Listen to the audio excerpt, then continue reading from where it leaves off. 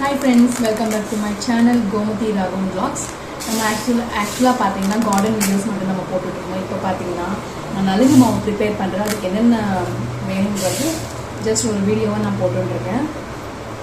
First பார்த்தீங்கன்னா பாசி பயிறு நல்லா காய வச்சு எடுத்தது. இது பார்த்தீங்கன்னா ஒரு 2 கிலோ பாசி பயிறு 2 கிலோ எடுத்துருக்கோம்.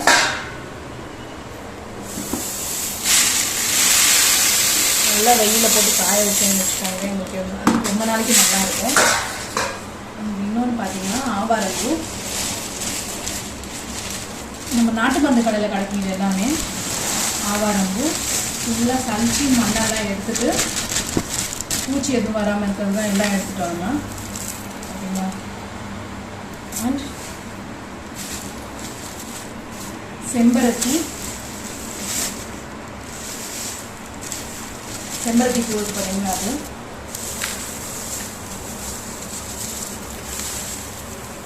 நல்லா இருக்குங்க. நம்ம எல்லாமே அரைச்சி ஸ்கின்னுக்கு போடும்போது ரொம்ப சூப்பராக இருக்கும்.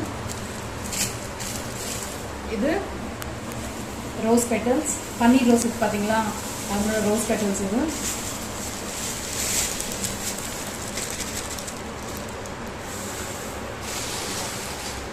ஏன்னா இது வீட்டில் நாங்கள் எல்லாருமே யூஸ் பண்ணுறதுனால நான் வந்து இதில் மஞ்சள் ஆட் பண்ணிக்கல. சப்போஸ் வெறும் லேடிஸ் மட்டும் யூஸ் பண்ணுறதா இருந்தால் நீங்கள் மஞ்சள் ஆட் பண்ணிக்கலாம். அடுத்து பார்த்தீங்கன்னா கூழாங்கிழங்கு,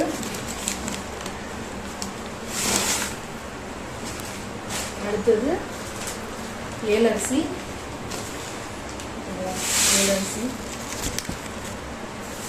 அடுத்தது வெட்டிவேறு. வெட்டிவேரெல்லாம் நம்ம போட்டோம்னா ரொம்ப நல்ல வாசனையாக இருக்குங்க. கிழங்கு மாவு அரைக்கும் போது நம்ம யூஸ் பண்ணும்போதும் சரி, அவ்வளோ நல்ல வாசனை கமகமாக அடிக்கும். வெட்டிவேறு இது எல்லாமே நான் காய வச்சு எடுத்தது. அடுத்து பார்த்தீங்கன்னா இது நீங்கள் அரைச்ச பின்ன கூட ஆட் பண்ணிக்கலாம், ஆனால் கலக்கிறதுக்கு ரொம்ப கொஞ்சம் சிரமமாக இருக்கிறதுனால நான் முதலே இதில் போட்டுடுறேன்.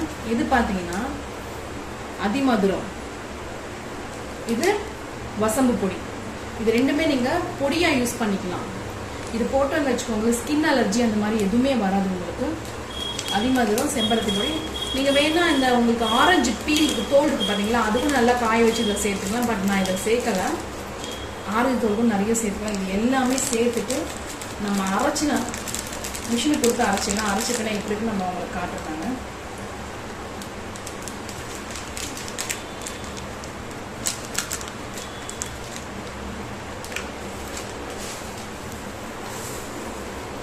மிஷினுக்கு கொடுத்துட்டு அரைச்சி பின்னா இந்த பவுடர் எப்படி இருக்குன்னு உங்களுக்கு காட்டுறாங்க. நலுங்கு மாவு அரைச்ச பின்ன பார்த்தீங்களா எப்படி இருக்கு, இந்த கலரில் வரும்.